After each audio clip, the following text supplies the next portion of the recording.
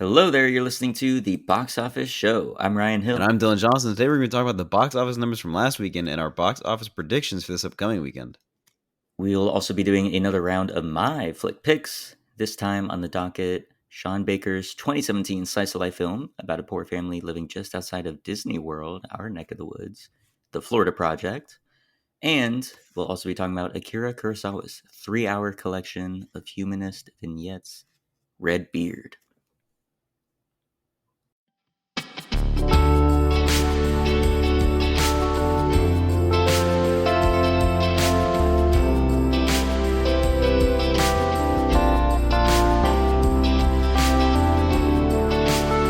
Let's jump into the box office breakdown from May 17th to the 19th. Coming in first place was John Krasinski's If, standing for Imaginary Friends. It made $33.7 million in its debut weekend. A strong-ish outing, could have definitely performed a little bit better. I believe the budget was a little bit higher. However, outperformed everything else that weekend on what was its very low weekend on average, and came in first. In second place was Kingdom of the Planet of the Apes with 25.4 million, bringing its total domestic gross past the 100 million mark, which is awesome for the Planet of the Apes franchise, and I hope that they go higher and higher and they make more and more, because I was able to catch it in theaters and I enjoyed it. I had a good time. I thought the CGI was great, the performances were great. The story could have been a little stronger, all of which are details I'll save for a grab bag that we'll do much farther down the line. Coming in third was The Strangers Chapter 1 in its debut weekend with $11.8 million. Not a very strong outing for a horror movie that is part of an established franchise. Very unfortunate to see it come out like this. Definitely could have performed a lot better, especially since there's no other horror movies really on the market right now. Very disappointing, if you ask me. In fourth place was Ryan Gosling and Emily Blunt's The Fall Guy with 8.3 million, still holding on. However, with only 62 million under its belt domestically so far, I have to say that this is very disappointing, and I wish it could have performed better. Speaking of disappointing, Luca Guadagnino's Challengers is in fifth place with 2.8 million. That brings its domestic total only to about 43 so far. I also wish that one had a stronger outing, even though I wasn't a big fan of the movie. I'm a big fan of all the stars and Luca Guadagnino himself, and I wish that it could have performed a little bit better. If you haven't seen it yet, you should go give it a shot. Even though I wasn't a big fan, you might be. In sixth place was the Amy Winehouse biopic Back to Black in its debut weekend with only 2.8 million, which is very low. It was only limited. It was limited in the amount of the theaters it was released in. It was only released in about 2,000, as opposed to If, which was released in 4,000. But still, that's pretty low numbers for what could have done a lot better, considering we are in the age of biopics about artists who were incredibly popular, especially one so infamous as Amy Winehouse, who had such a great career and such a tragic end. You'd think that such a story would be entertaining to a larger group of people and that it would have performed better, but sadly it did not in its debut weekend. Seventh place was Terror with 2 million. Eighth place was Godzilla X Kong with 1.6 million. Ninth place was The Blue Angels with 1.4 million in its debut weekend. That was a documentary about the Blue Angels. And in 10th place was Civil War with 1 million, bringing its final total to about 67 million, 67.2 million, as it's about to drop off the top 10. This is the last time we're going to see it. So long, Alex Garland. So long, A24. I wish you could have performed better, especially because 67 million domestically is technically lower than what the actual budget for the movie was. Very disappointing. Sad that A24 didn't have a bigger turnout. Let's look ahead and do our box office predictions for May 24th to the 26th. Two big releases this weekend coming up: Furiosa, a Mad Max saga, and the Garfield movie. Now, Mad Max Fury Road came out in 2015, and it made, I believe, 45 million around there in its opening weekend, which is solid numbers, but not great considering how big the budget was. And I imagine Furiosa, a prequel to that movie, should do about the same numbers. So I'm going to say like 40, 45 million for its opening weekend. Probably a little bit less, considering that it's a prequel and Mad Max himself is not in it and it's completely new characters. I think it will do slightly less than Fury Road did, which is disappointing because this is another movie that has a high budget and should get more attention for like the originality behind it, but it probably won't, which is very disappointing. Also out, of course, is the Garfield movie, which is, it's animated, it's Sony Pictures. I imagine It's one of the only family movies out right now, except for If. I imagine everybody's going to go see it and take their kids to go see it. It's the only animated movie that's out right now, really. I can see it doing like 30 million around there, probably close to Furiosa. I think Furiosa is going to come in first. I can't really pinpoint it. It's going to be somewhere around there. Now that we've gotten through the box office numbers for last weekend and our predictions for this upcoming weekend, you can now listen to our pre-recorded flick picks that I did with Ryan earlier this year, where he had me watch The Florida Project and Redbeard. I hope you guys enjoy.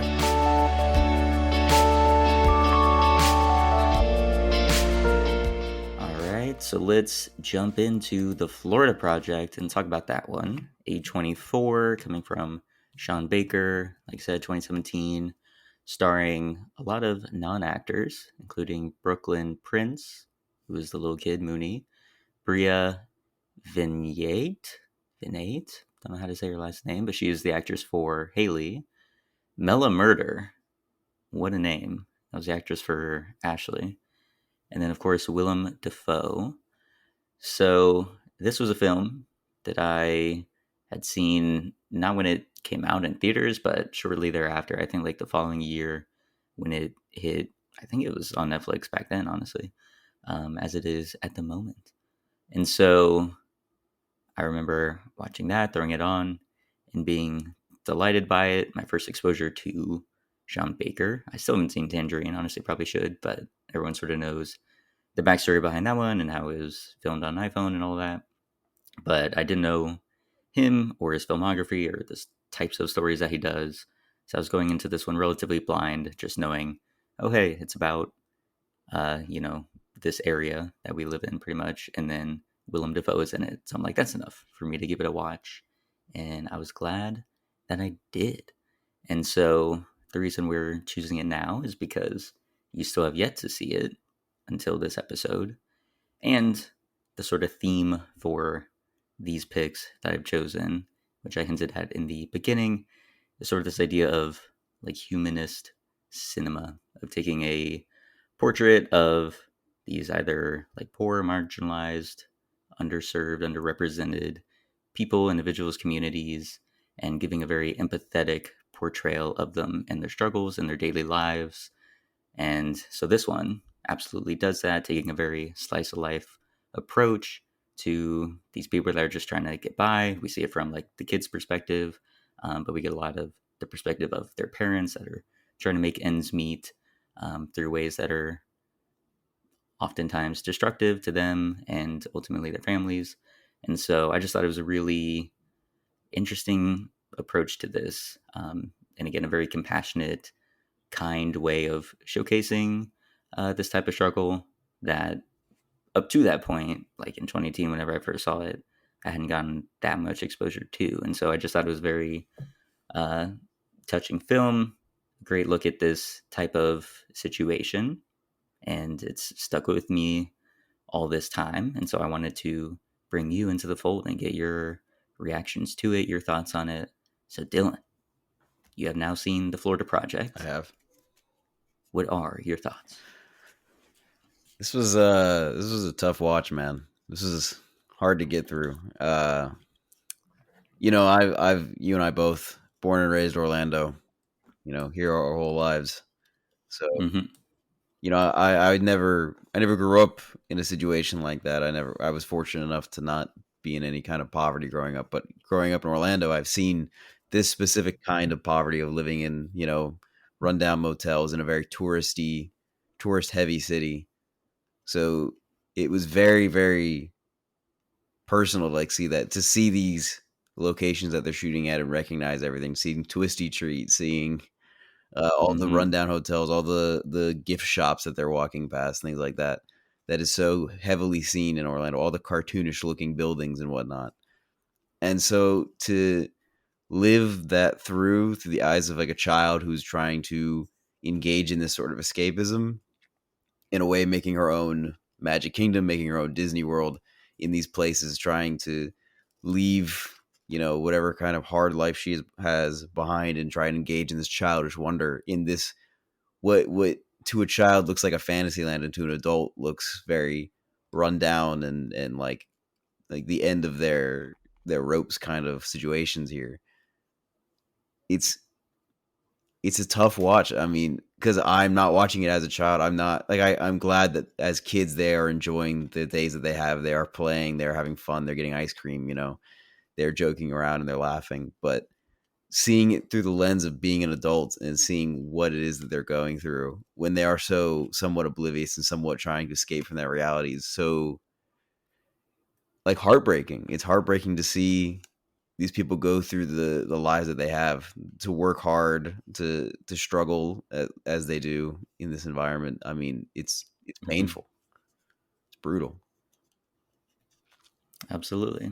But yeah, I think it is able to balance that really well, where you do feel a lot for these people in the situation they're in, but that's the thing about Sean Baker too, is he never it feels like he's talking down to you or anything like that in the way that he portrays these people.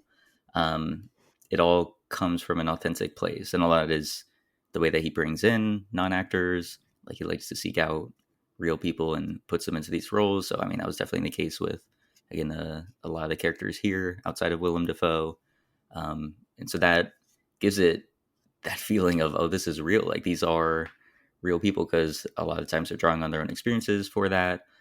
There's a lot of the improvisational work going on too that just makes it feel so lived in and authentic. That makes it hit that much harder when you're seeing these struggles because like, yeah, it's not got this Hollywood gloss over it. It feels very much how it should. Um, and so I think that part of it was great. And sort of as you were saying, yeah, the kids that I mean, they are having like the time of their lives, just going off on these little adventures. Um, but yeah, through an adult's eyes, seeing this all, we can see how, yeah, there's these limitations on what they can do in the situation they're in, the way that they're made vulnerable in some respects. Um, yeah, it's an unfortunate thing to see, but again, I don't know. The film is just able to balance all of that hardship with, especially with the kids and their antics, like them having fun. We see them go through and do a lot of stuff. You mentioned like them getting the ice cream. They get up to some trouble a lot of times, like their game of spitting on a car, It's so like on the funny. windshield, and then the grandma is like, "Hey, like go get some paper towels, clean this up. What are you doing?" Then she spits on Jancy. Like that's how they first meet. Is Mooney spits on her. Um, and then as they're cleaning up the car, they sort of ask her to come in and help, and that's sort of the way the friendship kicks off there. So I think that's great. You can even see like the one moment when Dickie, I believe it is, the like original third member of the trio of Mooney, Scooty, and the third. He has to leave, and so they can't take the whole box of all his toys, Hmm. so they're just giving it out to all the other kids that are there at that hotel. Yeah. We're just like, oh, great for them, they all get new toys, but then that kid's obviously distraught of one leaving all his friends behind, but then two also not being able to take all his toys. So yeah, there's moments like that that feel so raw and authentic and real, and there is a lot of like the joy, the happiness that you get to see of them just hanging out, having fun, and then it's juxtaposed with yeah a lot of those more difficult times of them getting into screaming matches or just issues arising. We get to see a lot of that, and again, it's very uh, slice of life. Like there's no major plot through line. There obviously Yeah, are for some, sure. like with Haley trying to like make ends meet. We see her bouncing between a couple jobs here and there, and obviously it progresses to a point where it's more desperate and dire and ends in a way that was inevitable for this story. Um, but I think that also helps to just sink you in to this. Like we're not worrying about one specific goal that these characters are going for, like in a traditional narrative. Again, it just feels more like real life of the day to day, especially like through the kids' perspective, because yeah, they don't got any specific thing that they're worrying about. They're just trying to have fun, play, and so we get to see that again juxtaposed with especially Willem Dafoe's character Bobby, who's trying to manage this hotel and is having to put out fires left and right all the Hmm. time. Um, so yeah, I think that childlike wonder juxtaposed with the real world like hardship and frustration, I think is really well done. Um, so yeah, so you were saying it was painful, it was a hard watch. but did you like it I did enjoy or it. appreciate it? I did enjoy it, Okay. and I definitely appreciate it. I do find slice of life movies a little harder for me to enjoy. I am a fan of very well written and well constructed plot, and a lot of slice of life movies that do it well are the kind that kind of follow just the natural progression of characters throughout their days with very little to the plot, which I can appreciate. I just feel like it's very hard to pull off in a really, really solid way. It's just such a to do a slice of life movie is so difficult because you have to be entertaining while also committing to the bit that is just showing the daily life of like what these characters go through. And so I feel like personally Sean Baker's take on that sort of slice of life approach isn't my personal favorite. It's like you said, it's very improvisational for the sake of making it feel very realistic, which I can understand and I can appreciate. But at the same time, I feel like it feels too loose for what it's supposed to. I feel like to have a real grasp on like a slice of life, you have to be very strict with what it is you are trying to shoot, trying to go for, trying to show off in a very specific set sequence of events in order to pull off that magic trick, which is having us literally watch characters go through their daily lives.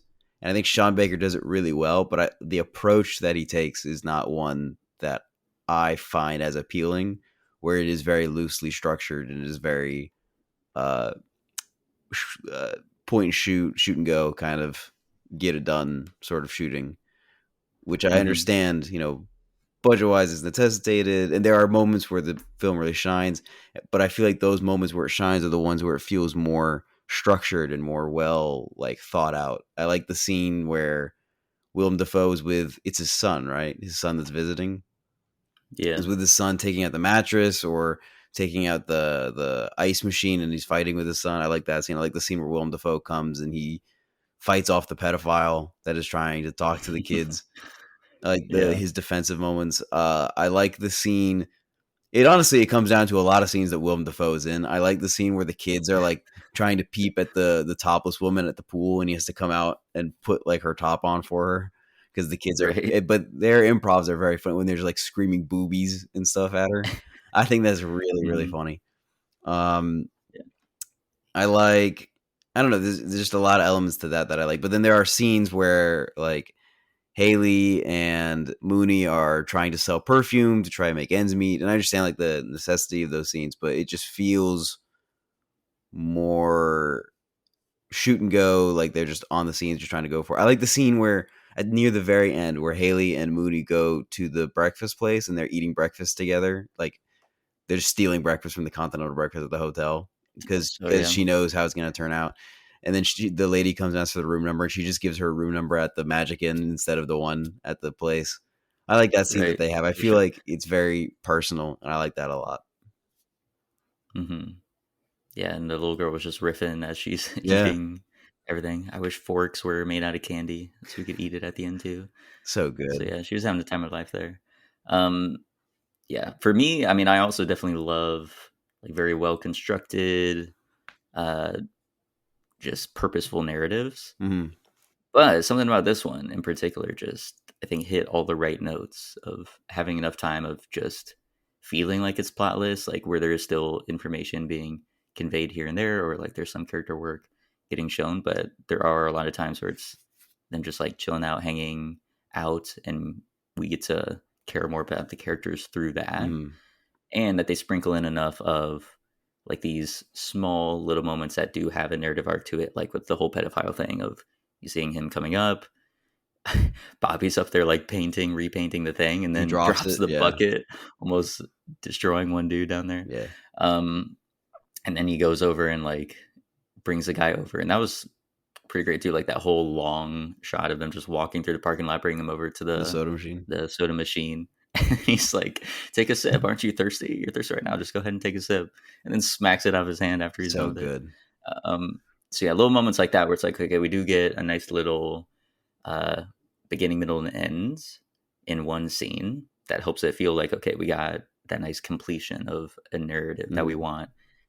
interspersed among all the like little slice of life moments that let you care more about the characters, which I think does help like that ending, which we'll talk about a little later on, and gives it that nice punch that we need because we need to care about like Mooney and Haley and their whole predicament. Yeah. So yeah, for me, it's just one of those things where it absolutely worked in this case, even though yeah, slice of life is a very difficult balance to strike. Hmm.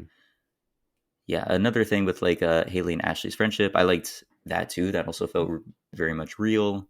Of these two like single mothers dealing with kids at the same age that can be best friends, and they're also best friends, and they're trying to figure out their money situation.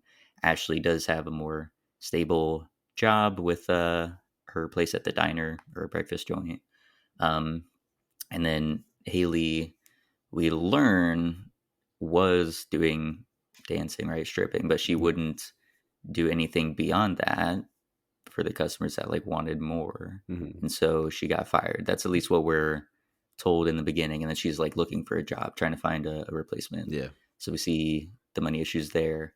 Um, and I thought that like the evolution of their relationship based on like their kids and what was happening there. One of the big antics was the trio heading off to these like abandoned condos, and then they're tearing things up, and then they decide to set a fire with the little lighter that he had, and then just starts burning down. And Yeah, then that's crazy. I mean, my man, that was truly insane. I thought it was also hilarious that everyone was like, "Oh, dude, the condos are burning down. Let's go see it." Um, like I do just as a love when they're form of watching the entertainment. condos and everybody's like, "Man, I was gonna burn that down anyway. They're ugly as hell. I know everyone was like, "Oh, this is disgusting. Let it Let it burn. Let it burn. Let it burn." burn." Um, but then yeah, Scooty, my man had to play that off better. He was sitting there. Yeah. What kid wouldn't want to go and see like a burning condo? And he was just sitting there like, "No, I want to watch TV." So obviously Ashley's like, "Okay, you were involved somehow." So then she's like, "Okay, no more hanging out uh, with Mooney. No more like giving free food to Haley and whatnot." She sort of cuts off that relationship. Um, and then that leads to the scene at the diner when Haley and Mooney go in there, and she lets Mooney order every single thing that she wants. Basically, I thought that was a great scene. That was a good scene. I love when they walk out and she Like takes the food that she has leftovers, she just throws it on the ground. I know, right? Like just Just to be so that angry. spiteful, where it's like you, who knows how much money she spent in there, but she definitely didn't have it like that to Yeah. do that whole like spiteful gesture. So it's like, okay, yeah, take the leftovers so you can at least get another meal out of it, Yeah. and just throws it down. Pure Like, spite. Pure spite. dang. So yeah, I thought that was a wonderful scene. I love the But then innocence that Mooney has in the scenes where she's just like she thinks she's having a good time. She's excited to eat all the food. She's having fun with Ashley and Haley, and then she walks out and Haley throws the food on the ground and she's like, "Why'd you do that? Why'd you do yeah, that?" you had no idea what was going on there. Yeah. Um, but that's also really sad too. Like of when it was a little later on when Scooty's in the pool Hmm. and Ashley's like laying out there, and Mooney wanted to go hang out with her friend, like swim in the pool, and then because of the beef between Haley and Ashley, she wasn't allowed to. Like that was another sad moment. They were best friends, Yeah. and then they lost that third member of their trio, and then they gained Jancy, and then they couldn't hang out anymore, which is so sad. Yeah. It was also a funny moment was when Jancy said her name for the first time, and they both laugh at her. They're like, "What kind of name is Jancy?" Coming from someone named Mooney and Scooty. Scooty. So I thought that was great. Um, but yeah, and then we had that other moment of Haley beating Ashley up Dude, that in shit's front of insane. Scooty. Oh, That poor. shot was Dude, that was ridiculous. I couldn't brutal. believe that. Poor Scooty, bro. To I witness know, like, that? ugh. Oh my god, dude, that's horrible. Yeah. I was so mad at Haley in that moment, bro. I was like, "Why would you do this? Me Why would too. you I was do like, that, man? That's horrible."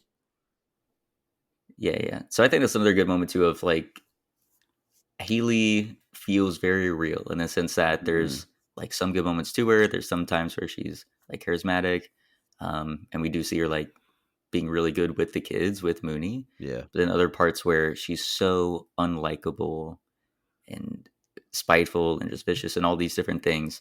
So I think that does a good job too of like this thing of not judging the characters too strongly one way or the other and just depicting what this person is like because it is very real. I mean, Yeah. there are things about everyone that will get on your nerves, or things that you can appreciate, and so we get to see that in Haley and all of her relationships, in the way that she's caring for Mooney, where sometimes it's like, oh, it's good, and other times it's like, you are not taking responsibility for your kids. You're letting them go off too far and have too much freedom, or you're being too much of a friend to them rather than a parent.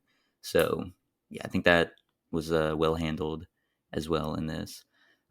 A good showcase for that is the whole bathroom, like the bathtub scenes. Yeah, dude. The first time watching that, that It's reveal a floored really me. good reveal because I was like It was I was like I amazing. was watching and I was like, it seems like Sean Baker knows what he's doing. It doesn't make sense why he keeps cutting to her in the bathtub. Like Yeah, structurally, I don't understand why he keeps doing this. Because it would do a scene where like a slice of life scene, and then it would cut to her in the bathtub, and I was like, okay, she's just in a bathtub, and then it cuts to the slice of life scene, and it cuts back to her in the bathtub. I'm like, why? Why did we go back to her in the bath? Like, what is the story point here? And then it cuts to another slice of life thing, and then it cuts to her in the bathtub. I'm like, what is going on? I was like starting to get a little frustrated. I was like, why are you doing this? Why are you cutting to her in the bathtub so much? And right. dude, and then the guy walks in like, oh, that's horrible. That's horrible. Yeah, Very good. but it was a phenomenal reveal. Yeah, because It's very just that good. exact Very well thing. You don't done. know why it's happening. They don't showcase why, she's in the bathtub at first. You got to put the pieces together later on, and then of course that moment when the dude walks in.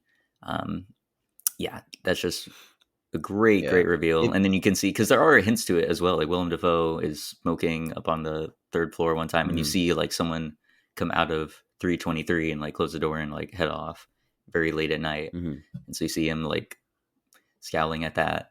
Um, but yeah, it's not really until that moment when someone opens the door and is like, "Oh, there's a kid in here," and she's like, "Dude, the bathroom's off limits," that you're like, "Oh, that's what's been going on." Like Yeah. she's turned to being a prostitute, and there's only a room and a bathroom in a motel like that. So there's Mhm. no place that she can put Mooney, and she's not friends with Ashley anymore and things like that. So you're just like, oh, that is just a horrible, horrible situation. Yeah. So I thought that was great.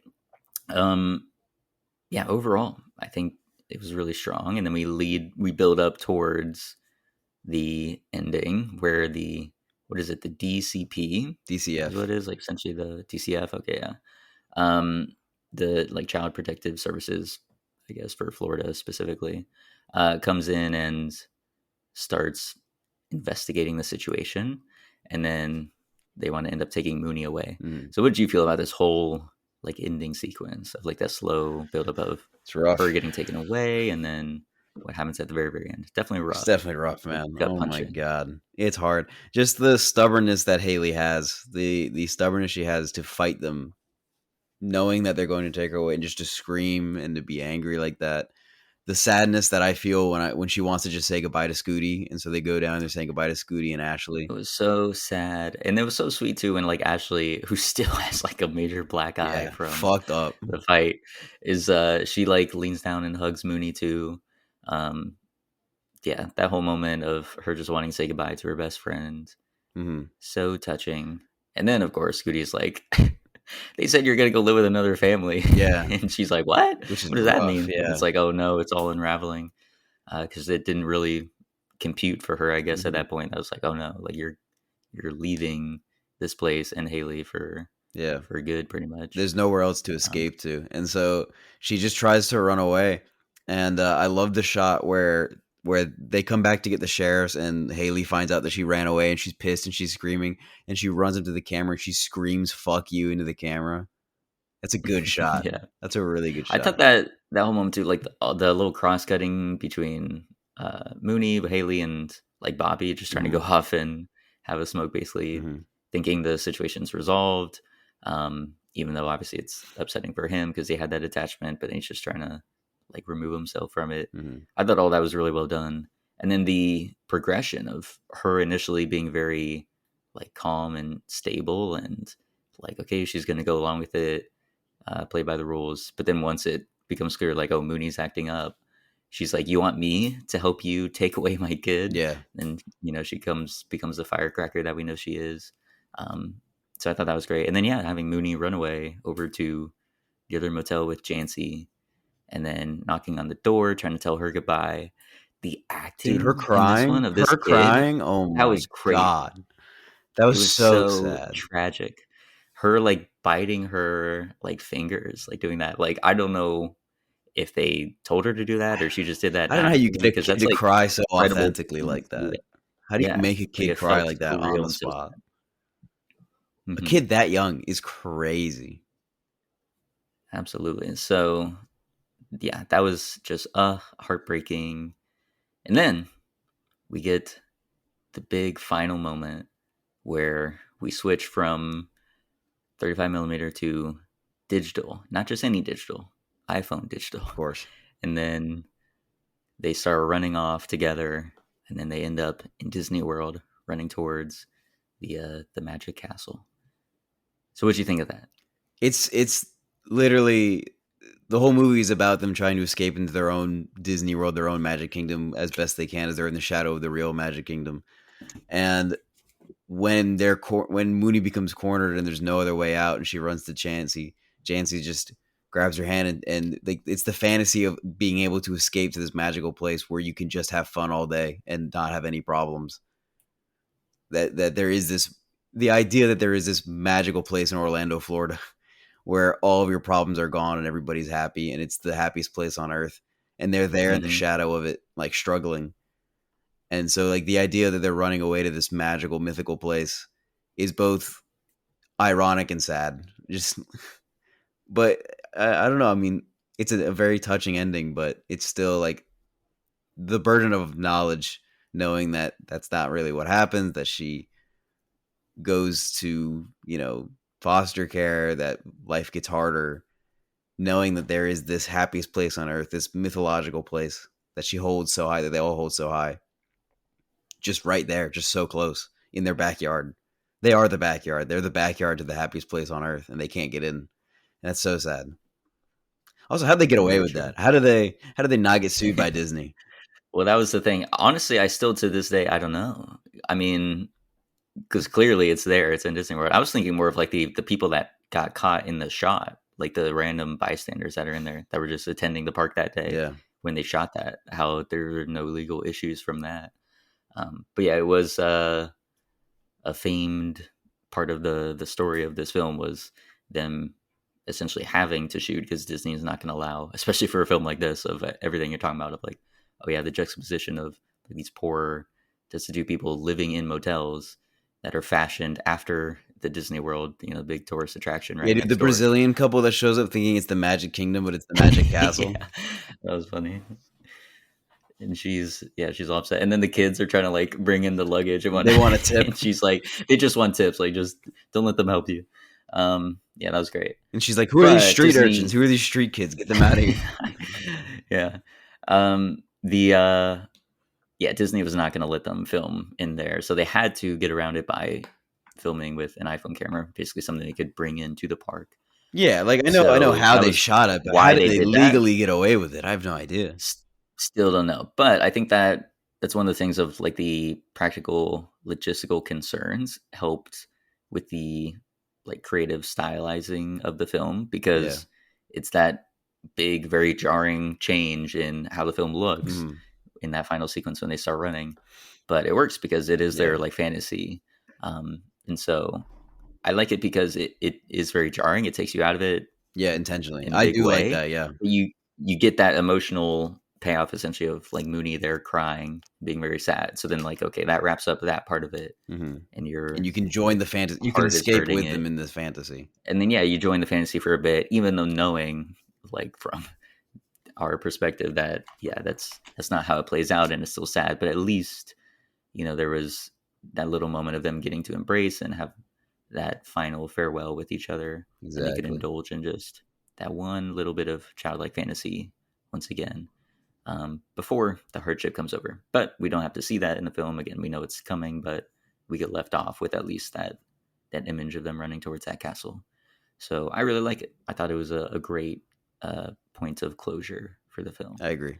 I think it was Yeah. done very, very well. Uh, as far as the other stuff in Florida, you brought up some things. I just wanted to talk about the recognizable aspects through the film. Obviously, they shout out a few like big tourist spots like Orange World, Orange World. those gift shops. I mean, there's like plenty of those These everywhere. They very shout out the colorful, the fun-looking, wizard one. cartoony ones. Yeah. Yeah. Um, one that I noticed was during one of the bathtub scenes. It was her listening to a radio, and it was 95.3, Orlando's number one hip hop channel Damn. or station, and that is no longer the case. Yep. They number one, it would have been because they switched from being just like hip hop to just being a more traditional like pop Mhm. thing a few years after that, and then a few years ago they have completely changed. I think 95.3 is under, but on that station, like on that broadcast wave, they are now putting a different I channel think it's a which Latin broadcasts channel now. Latin Yeah, music. Yeah, it is. from what I But it's remember. not Yeah. like they aren't 95.3. I think they're just like rebroadcasting on 95.3, Yeah, yeah, if that yeah. makes sense. Because I do They're it, just using the channel. I still have in my presets the 95.3, and then they say nuevo, nuevo, nuevo, or Nuevo, nuevo, something. nuevo. Exactly. And I'm like, interesting. So it's not even 95.3. So Nuevo that's like completely gone. 5.3. So that was fascinating. Um, Twisty Tree apparently is like Florida exclusive. Yeah. I didn't really know that. Seeing the So that's twisty tree was fascinating. really funny. I was like, hey, it's It twisty was, yeah. tree. It was nice seeing that for sure. And then Magic Castle Inn, no longer there. Torn It down? still exists, like the building, but they changed owners apparently. So now it's not called Magic Castle Inn. They also repainted it. Damn. The They got purple rid of the was whole so castle cool. gimmick as well. And I think that's crazy. Like, yeah, the purple was so It's the it was Florida very project. eye People would catching. probably go to see it, at least for a few years, because it was the Florida project. And I'm sure they got some popularity out of it. Probably not a lot, A but little bit. some. It Yeah, wasn't it's as a big of a movie as it could have small been. A24 film. Yeah, I don't Yeah. think many people are going there. But I do think that's crazy because a few years ago, like during the middle of the pandemic, when I was scouting for Egghead, Hmm. um, I went there because we were trying to find a motel, and I was like, "Look, I know of at least one motel that allows people to allows filmmakers. So let me go and see what I can do here." So I went there, and I went into that office, and was talking with them, and they were totally down to let us do it, and for fairly cheap too. Like I think at that time, it was like 40 or 42 for a night, something like that. And so we just paid that for the day that we needed it. They would let us film there, which would have been super cool. It ultimately didn't work out. We were Damn. able to find like other spots, and it wouldn't have been us like filming the outside, the It was exterior. So just the been the purple room. never would have come into play. Yeah, it would have been the room itself. But I was like, that would have been so cool to be able to do that. But at the least, I was able to go there and stand like in that office in that That's spot, cool, though. um, to walk around like the parking lot. The pool was there. Um, so yeah, that was a really cool moment to join in. I'm glad I got to do that because now it's completely changed. It So doesn't it look the wouldn't have same at that all. same feel. Yeah, not at When all. you went, it was still the purple So walls and stuff. it was Damn. exactly the way it was in the movie. So cool. Like I was walking around it, taking it in. I was like, okay, let me get my Willem Dafoe walk on. Like that one when he put on the power again Yeah, because yeah. they just shut off the power basically, and so he puts it on, and everyone's like cheering him. And he's like You did walking the back to the walkthrough. office. Yeah, I was like, let me act like I just put the power back on, and everyone's cheering Bobby. You're putting your arms up in the parking lot. They're like, "What is this?" All the residents like, "Ah, it's another Willem Dafoe Yeah, guy. He's doing the goddamn yeah. Dafoe walk again." But yeah, so that was bittersweet to know that it's now no longer there in the same way that was, but I at least got to witness it in its purple glory Yeah. before it changed. But yeah, Magic Castle Inn, no more. Yeah. I'm surprised there weren't more Publix shout outs. I guess because they're not really going to that grocery store if they're in that financial situation. But we did see when they were like going across the street, there was a big Publix truck. You could see that, Mhm. and I was like, "Oh snap!" It snuck in there. Hell yeah. So yeah, any other Florida specific things or Orlando specific things you saw? Just all the palm trees, the feeling of them being in those bougier hotels and the lobbies and stuff, are just things that I Mm, recognized. It's just the overall feeling being around in the swamps and stuff where all the alligators are, and those yeah, condos they burned down. Like I've seen condos like that all over Celebration. Like they're just everywhere. So Hmm. it's recognizable, you know.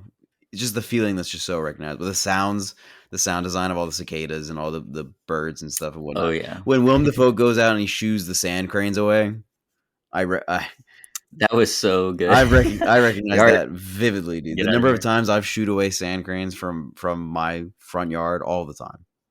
dude. They just don't They don't care. give a fuck, No f's and given you can't for get too real. close because they'll poke out your eyes.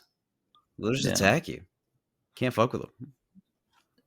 So yeah, that was a nice little moment of him like shooting him away. No harm, no foul. No foul. There's a joke in there somewhere. Yeah, I like that. All right. So out of how many orange worlds out of 5 are you giving this one? I'm gonna give it 4.5. 4.5. Yeah, Okay, that's really good. pretty solid. I'm thrilled with that answer. I'm giving it a full 5. Okay. Love this film for sure. Let's All move on to right. Redbeard, which is Akira Kurosawa's final collaboration with Toshiro Mifune. It came out in 1965. Why did you pick this movie, Ryan? I wasn't surprised by Florida Project because I know you've been trying to get me to watch it for a while, but Redbeard kind of threw me for a loop there. I was a little shocked by this one. Yeah. Well, back during our Kurosawa uh, director analyses, Mm-hmm. we did 2 parts, and after that, I was like, all right, I want to continue my journey with Kurosawa. Good. So I had Redbeard in the watch list for quite a while, Mm-hmm. and it was October or something of last Oh year, my I god, think. it's so long So I ago. can probably look up the actual thing of when it Many, was many when months ago. I watched it, but um, yeah, I ended up just watching it at some point because I was like, all right, this is the time. Like I keep seeing that poster of a man, Toshiro Mifune, with The that big beard. like a red beard thing over it, yeah. And so I'm like, all right, let me finally give this a watch through. Even though, I mean, part of why I was hesitating on it was that 3 hour 3 hour runtime was a little runtime, yeah. intimidating. Which is why I'm glad you made me watch it because it's been on my list for years. It's been on my list for like 4 years to watch it, and the runtime keeps pushing me away. Same with Solaris, really. Solaris, Hmm. whatever. That's also on my list, and the runtime is just pushing me back. I gotta watch it. Yeah. So I was like, I'm gonna do it. It was September is when I did it. Good God. Is when I watched it. It's been a while ago, and I wasn't able to rewatch it. I wanted to, but we just got my carpet cleaned, and so a lot of the like fumes of whatever they're using were still in there. And I was like, I don't know if I can be in there for 3 hours. So I That's had fair. to pass on it because I wanted to be in there for like the full time because I broke it up when I watched it in September. Yeah. I was like, I want to be able to watch it all the way through, and it just didn't work out with the timing wise for this episode.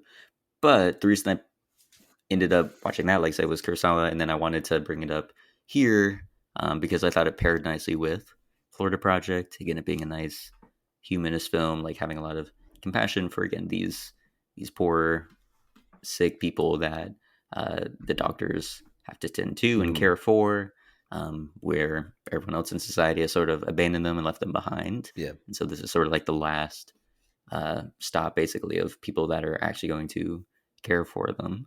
So I thought that thematically tied in nicely. And then, we got that recent Kurosawa announcement of, well, there's going to be a remake of High and Low from Hmm. Kurosawa. And so I was like, okay, it feels like Kurosawa's coming up in the mix. It'd be nice to throw this in here.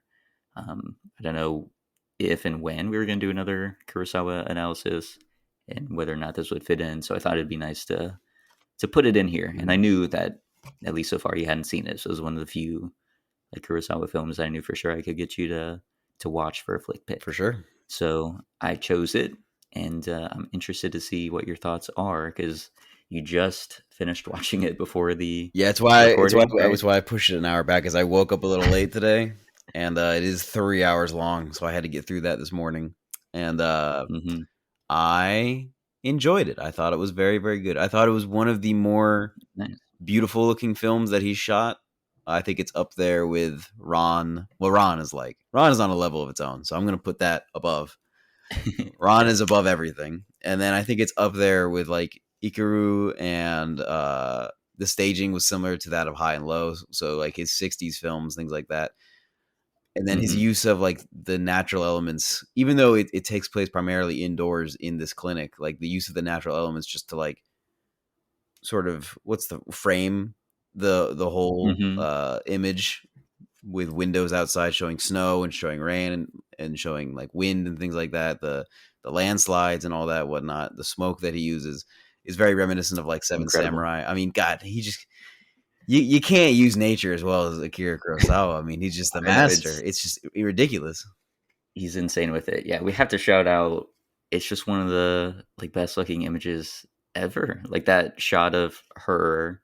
I forget the exact character's name, but it was after that landslide, Hmm. thing had happened, and it's her amongst the rubble, the The sun sun in behind the her, yeah, and background, the and smoke then the smoke billowing, and it would sometimes sometimes cover the sun. blotting it out. Yeah, So, like, she I was was like, that backlit, and is then the just smoke would cover it, and we sensation. would see her. Oh, it's incredible. That was a great shot. The shot the in the Amazing. very beginning of the movie when I forget the main character's name, but when he is getting the tour, and it cuts down to the first hallway, and it's just a wide, long hallway of all the patient rooms all the way down, and he's at the end of it. That's a really great shot. The shot at the end where what's his name? Redbeard is it's at the main character's wedding, and Redbeard is standing in the doorway, and the sleet is kind of drizzling water from behind him. I think that's a really good shot. The shot of the well, bro, when they're shouting Chobo's name down the well, and it's like it's shot upward on them, and then it tilts down the well and shows the reflection of them in the water, chanting his name, and a little pebble falls in and drops on the water. Hmm. God damn, dude, so good. Oh Yeah, God. And the block. there's. Oh, the shot of Shahachi, whatever his name is, when he's on his deathbed and all of the villagers are around him, and there's like a single light emanating from where his head is on the pillow, and he's like a tiny figure in the bottom right corner, and then the whole rest of the frame is like a flood of people crowding up to the top left of the frame, and they all have like rim lights along their head, but for the most part, it's just like dark little silhouettes of them staring at him as he tells his story and dies. Oh my god, Mhm. the blocking, the framing, it's incredible. Yeah, Such a he master. is Just a total looks master at that. gorgeous. Looks incredible. God, Hmm. cannot praise the way his How does movies he look enough. do it? How does he do it, man? How does he do it? This looks good. Seven Samurai looks incredible. Ikaru looks incredible. High and Low looks incredible. Ron is the best looking movie ever made. How does he do it? Yeah, it's in the most top tier it could possibly be as far as cinematography. Ron, Dude, it is the best looking movie and ever made. I swear to God. I will die on that hill. I will die on the hill of the all the blowing wind in the grass with the stormy clouds above him. I will die on that hill yeah, saying that it's the best looking movie of all time. It's like he painted the world to look that way. God, how does he do it? And he was blind. He was shooting that movie when he was blind. How does he do it? so yeah, great stuff there. And then as far as the like story itself goes, like I really love the basic premise of it, of a very arrogant doctor who is going to be getting a nice cozy position, or at least trying to get a nice cozy position, Mm-hmm. Loki through nepotism to like replacing one of his other family members Yeah. who's attending to the shogun, and so he has to suddenly come into this clinic, which is dealing with like genuinely sick people, like having all these diseases and afflictions, and we have Mr. Redbeard here. What's his actual name? The doctor's name? I Kide. forget. Kide. Hide? Kide. Okay. Kiide. Kide. Dr. Kide. Interesting.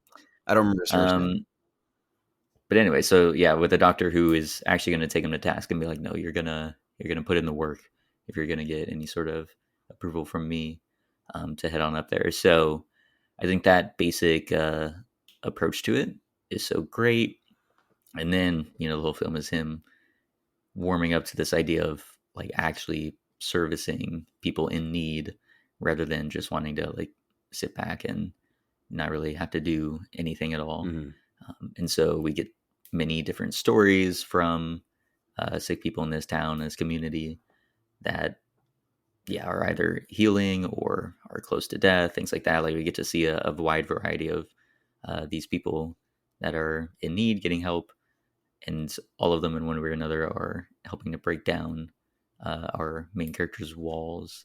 I will say, maybe a little too many stories here of like the different I patients. wasn't upset with the Um, amount of stories. I feel like it was at times, not all the times, at times, a little too slowly paced to tell the stories. I feel like you could have told the same amount of stories and still cut out probably a half hour of what you were telling, because I feel like the build up to the very first story with the crazy woman who tries to stab the main character. I feel like the build up to that was a little too heavy handed, because it felt like it was going to be more of a main part of the story than it was, and so I don't think it needed that much focus in the beginning. I felt mhm, like Sahachi's story, Shahachi, I forgot his name. His story, I felt like was really, really well done, and it was really powerful when he was doing his flashbacks. But everything leading up to that moment where he's on his deathbed telling his flashbacks, I feel like was also stretched on a little too long. I agree. And I think because you're there for that flashback moment where they have the landslide, the body's found, and then he tells his story with his wife, which she kills herself, which is terrible, so sad. And then I think Otoyo's story is the only one where I'm like, it could be paced like that and it'd be fine. But then when it turns into Chobo's story, I felt like that was also a little too slow. Agreed. Yeah, I thought because a lot of them feel like self-contained little stories, right? Hmm. Like these little vignettes, Yeah, and a lot of them on their own would be like great, but it's just I feel like having so many of them back to back that then it's like okay, if one is dragged out so long and we're spending so much time on it, does the like punch that it packs at the end, does it make up for like the diversion that we had basically from the main story? And I don't feel like all the times that it did have that. Like again, I think the mantis thing, like her like constantly trying to kill like any man, was compelling. But yeah, maybe it's the very first one. Maybe I don't mind it gives being the a first. different It just impression to what the film would it be. just feels like I thought that was going to be the main story for the entire 3 hours, was him Right. interacting with this mentally unstable person while also doing side stories. And so, like, when she shows up after she escapes, I was like, oh, maybe she's not crazy. Maybe there's another side to the story. And then they have that. It's a great scene where she locks him in and tries to stab him too. And you realize, oh, she's fucking nuts. Like, Yeah. this was not an exaggeration. She is actually legitimately insane. And then her entire story kind of just disappears, except for the occasional moments where Takashi Shimura shows up as her father and just like says a couple of things. But that whole storyline kind of disappears. And I understand the point is to take his character and make him more humble, to make him feel less arrogant, that he might be this great doctor, but the patients that he's treating are still just people, and he needs to treat them as such and not you know value them too much because they're pretty ladies or anything, or maybe like try not to sympathize with them. Like, he is their doctor, they are their patient, and he needs to treat them as such. I Hmm. understand that purpose, but like, he could have learned that lesson in maybe like 15 minutes less. Right. And then Otoyo's story, like I thought that That was solid. was really beautiful. How yeah, she's tasked with healing the main character who has fallen sick in some way. I forget exactly how, but she's nursing him back to health, and that's part of her own healing process as well. Mhm. Like that was just a great little snippet there. Yeah, That whole section. it's fantastic. Um, Yeah, I like the whole bit of her feeling ungrateful, like everyone telling her that she's ungrateful, when in reality she just does not want people to do favors for her because she feels like she needs to return that, and she knows that she can't because she's too poor or too weak. So she wants to just take care of herself and not be indebted to anybody, because she was indebted to the one woman who treated her terribly, and so she doesn't realize that this is a service that is requiring no debt, that they're taking care of her because they want to take care of her, because they care about her as a human being. And so she's learning that lesson of caring and kindness. And then she breaks the bowl. She like smacks the spoons away from Redbeard to not want to be indebted to him for his service, and then also expects him to beat her back for being so supposedly ungrateful. But I love the scene where it's Toshimifune. He just very carefully just puts more in the spoon and just keeps trying to feed her. He does like 5 times before she actually takes it, is willing to take it. mhm. And she's questioning whether he like, why didn't he beat her? And then the main character goes to feed her like a bowl of rice or something, or gruel or something, and she smacks it and breaks the bowl. And he just kind of picks up the pieces and leaves. And so she feels so bad that she leaves the next day and grovels in the street for money to buy a new bowl, so that she didn't have to be indebted to him. I just think it's great. Right. Yeah. It is great, yeah. I forgot about all those little moments Really, really of her good. being on the street and he like comes across her doing that, yeah. Also, great Um, framing in that when he walks up and your focus is on the main character, and he walks up and it pans to the right, and the bridge is in the right side of the frame with her begging, and so your focus is on her, and then he goes down because it's over a little river. He goes down to the bottom of the river to get a better look, and so the camera has to pan left to focus on him, and she's no longer in the frame, so your attention is forced to go to him, and then he walks back up to the entrance of the bridge, and it comes back to her, so your focus is brought back. Just very intentional, very specific blocking to direct our focus to different parts of the story while maintaining the same framing is really, really good. Absolutely, yeah. So, yeah, are there any other major elements to it that you want to praise or that I like the didn't hit so Chobo. strongly? I like the Chobo part at the end. I think it was very powerful. The idea that his family doesn't want him to be a thief, and so they decide to kill themselves. That's crazy, dude. The look on that kid's face when he's on his deathbed. I don't know what they did to that kid, but I mean, Florida Project, great kid acting. Redbeard, like Oscar-winning kid acting. The look on his face. He looks like he has seen death. Like insane acting from this 7-year-old child. Ridiculous. Poor kid, and he's like saying his goodbyes on what he thinks is going to be like. He thinks he's gonna die, and so he's saying his goodbyes to Otoyo. And then dude, it was so powerful when we find out the nurses are chanting his name into the well to bring him back from the dead, and so she runs out and she's screaming his name into the well so that he doesn't die. That was Hmm. powerful. I feel like Chobo's storyline could have been cut back a little bit, but it's so powerful the end of it that it was absolutely worth it. Like the development of the character arcs of the main character being arrogant and coming into this as wanting to make money as a doctor and wanting to provide for a family as a doctor, to becoming a caring human being who is very humanistic in the way he treats people and simply wants to help people because he is a doctor, having that realization and then passing that on to Otoyo, who goes from being self-sustaining and not wanting to be indebted to people to becoming so caring that regardless of whether she's in debt or not, she will help those that need help in the same way that she needs help. And to bring that into Chobo, who is now dying because of his thievery and his like it's like the spreading of kindness and the spreading of caring throughout the characters in the story is so well done. It's impactful. I will say I was left a little lackluster by the ending. Where just I like the idea that the doctor throws away his opportunity to go and work for the Shogun and he wants to stay at the clinic. But the ending is just them walking off into the sunset and then it cuts to like a gate or something. I felt like it could have been ended in at least like a better framing of some kind or a better resolution. He just like walks out of his wedding and is like, "I want to stay with you," and Redbeard's like, "It's gonna be hard," and he's like, I want to do it," and Redbeard's like, "Okay." I feel like it could have had a more poetic, like final shot to that movie. But I still overall beautiful story, incredibly well told, just a little too long. I did. Yeah. It's very rare for me to come across a 3 hour movie and go, yeah, it needed to be 3 hours. It's very very rare, and I think Kurosawa knows how to use his time well. I just feel like there were parts where it fell off a little bit for my attention because it's just so hard to keep an audience's attention for that long of a time.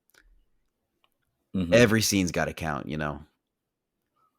Agreed. Yeah, I definitely think the very much intentionally slow moving, but I think there were some parts to it that meandered Yeah. a bit too much, or there were parts where again, like the main character was I don't know. We mentioned so much about like Otoyo and all these other people. I feel like I wanted more depth to the main character Yeah, I because the can central agree. like arc that he goes on, I think, is a good like concept for an arc for him to go on. But I don't think I like cared that much about him. Like through the vignettes that we had for like Otoyo and these other people, like I cared much more for some of those patients than for him.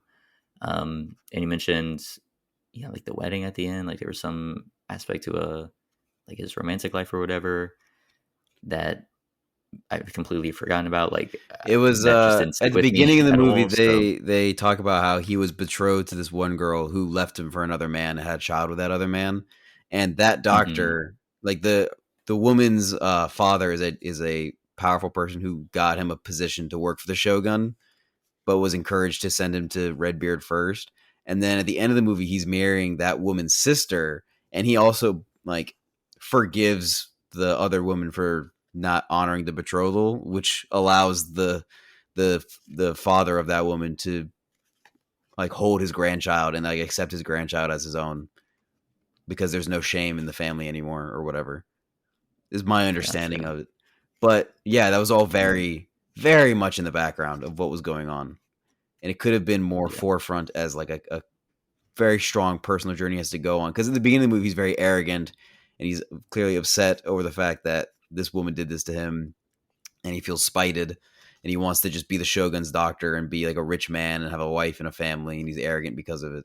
And then he goes on this journey, and then the him accepting what happened to him and moving on is part of that journey he goes on, and it could have been a stronger part of that. Yeah. I would definitely say so. So that's another drawback there Yeah, of a slightly more tightly focused narrative that centers a bit more on him and gives him more depth, yeah, so yeah, that we could see like a lot more through his eyes of each of these patients. Um, I thought that would have been, yeah, yeah. just a little bit more helpful as helping it feel Sure, like every scene is counting, but it as was you shot said. so well. Oh my god, it was shot so I mean, yeah, you well, definitely dude. can't take that away from it. Is visually Gorgeous, stunning, incredible. truly. It's his last But black yeah, and white movie too. The last time he ever made a movie in black and white. that's true. It was also, it was like the last movie in a almost what 2 decade run of having like a movie a year or something like that, It was or what close. amounted to a movie a It was year. close. Not quite.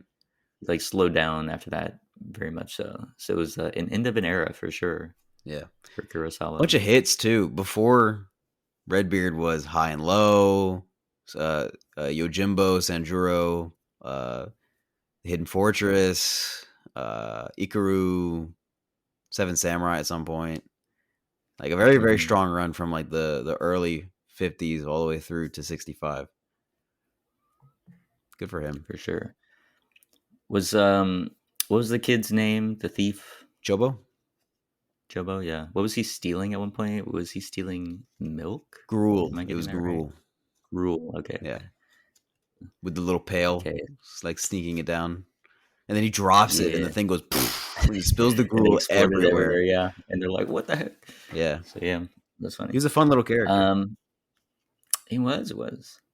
He worked out well. Bro, and So the nurses keep calling him Little Rat, and then he's dying, and then one nurse is like, "Oh, how sad! Little Rat had a rat poison. How could he do something like that?" I was like, "God damn!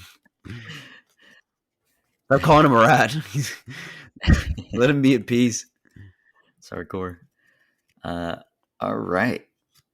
So how many what should we call it for the five? I don't know what there would be for this because there are so many different aspects. I was trying to see if we could do a gruel stealing Dying patients. thing. Gruel buckets. I mean that's hardcore. It's Which is rough. vicious. How many What hairs? was How many the hairs in main his character red had? beard? The he had like medicine recipes basically Yeah, that he was his scared to Dutch give over to medicine Redbeard. recipes. Yeah, Yeah. So how many of those? How many Dutch medicine recipes out of we five? give it a 4. A four? It's still enjoyable. Oh, It's very really cool. well told. It's really like a strong character arc for a lot of the characters to go through. And Redbeard is such a well written character and well performed by Toshiro Mifune. Like he's just so strong, so sturdy. I thought it was another thing when they go to get Otoye and he just beats the shit out of like 15 guys and breaks their I arms know. and stuff. I'm surprised you didn't bring that up before. Just a random moment where, like, all right, let's have Like a Seven I Samurai moment get or something. Toshiro Let's just Mifune have as like hand a to hand big combat. action star in Japan, but it felt a little. It was one thing when it was 4 guys, it was him beating up like 4 guys, but he stepped outside and they like locked doors and 10 more guys run out like it's a samurai movie. Yeah, And it was just what is it's happening? a little out of place. It was crazy. Yeah. It was cool though. Hmm. And then what's great about the scene is that he immediately goes, "All right, now let's tend to them." They have I know. and Yeah, then he looks at after them and he's like, "I might have gone beating too him up. far." They have like bones Yeah, sticking out of and the their oof. arms and stuff, and like their shoulders are dislocated. And he just goes, I may have gone too far. A doctor's supposed to heal." If I'm ever arrogant again, remind me of this. Yeah, Doctor's not supposed to do good this. stuff. Funny, funny stuff. 4. How about you? What did you rate it? So again, I wasn't able to rewatch it, so I'm gonna honor the rating that I gave it back in September. Fair. which is a 3.5 Damn, out of 5. sad. So yeah, there were parts to it. I mean, you touched on all of them basically. I feel like rewatching it in one full go because I did break it up. I feel like sort of being more forced to sit in with all of it would help elevate it to a 4. Yeah, But that it probably wouldn't go too much higher than that. But I do love it as a just very strong humanist cinema. yeah, Like those moments in there are great, and I feel like this is one where in isolation you can pick out a lot of those sort of self-contained stories and just be very much moved by them, and they're incredibly effective on their own. But yeah, it's just having all of them strung together yeah, in the 3 hours and not having enough of, I feel like, that solid through line with the main character, yeah. um, does make it a bit of a difficult If he had made it just like a little bit experience. tighter, made it like 2.5 hours, and then brought out the personal journey that the main character's going on just a little more, this would be a really, really good movie. Yeah, it already is, definitely is, Shot so but well. yeah, it Shot didn't so didn't well. Oh, it didn't looks so elevate good. to the level of those other Kurosawa films that we loved. But yeah, Bro, High and Low is so good. definitely incredible visuals, just amazing. You can always learn so much from him watching any of his films. So that's another great reason to take a look at this if you Yeah. haven't already. But yeah, so we we're back. I think I won you back with Florida Project and Redbeard, Yeah, you did. Over coming last off time, of Predestination and Stay. Stay and Predestination. Yeah. These were good So flick I'm picks glad this that we have time. that. I'm glad, Ryan. I'm glad you found some good I flick knew picks now. I had to pick. I was like, I got to find ones that he'll truly like. Yeah, So Florida thank God. Project, I was like, he must like it. I didn't know how much you would or wouldn't, but I'm Yeah. glad that one was a hit. And then with Kurosawa, that was truthfully another reason why I picked that, because I was like, I gotta get a win here. Yeah. I can't have him try and dunk on my picks again, give him 2 stars or something. So I'm like, Kurosawa, there's no I way gotta he'll I gotta get you back end up too. hating a Because Kurosawa. on the flick picks I gave you, you didn't particularly like those either. So I gotta find something I think you'll like in return. Yeah, I enjoyed them. I mean, I was definitely more positive on them than you were on mine. That's You correct. hated mine. I I was just more despised the two you lukewarm made me on watch. some of yours. Yeah. Um, What was it? but yeah, It was Playtime, and what was the other one? The other French movie? Umbrellas of Umbrellas of Cherbourg. Cherbourg, of course. Yeah. I want to find ones that you like fall in love with, you know. I want to get you hooked on a movie. It'll be very I hard mean, though. we will see. You have very Yeah, specific it's taste. tough, but I'm going to send you I a mean, I think long it's list of movies and you got to tell me which ones you haven't seen so I can start cataloging which ones I think will go well together to make you watch. gotcha. Okay, I'm looking forward to it for the next Dylan Flick Picks. Indeed. That is all the time we have for now. If you'd like to give your thoughts on the show, you can email us at theboxofficeshowpod@gmail.com. Our main title theme for the show is Sundown by Joseph McDade. If you like the show, please give us 5 stars on whatever podcast app you're listening to, and be sure to tune in next week.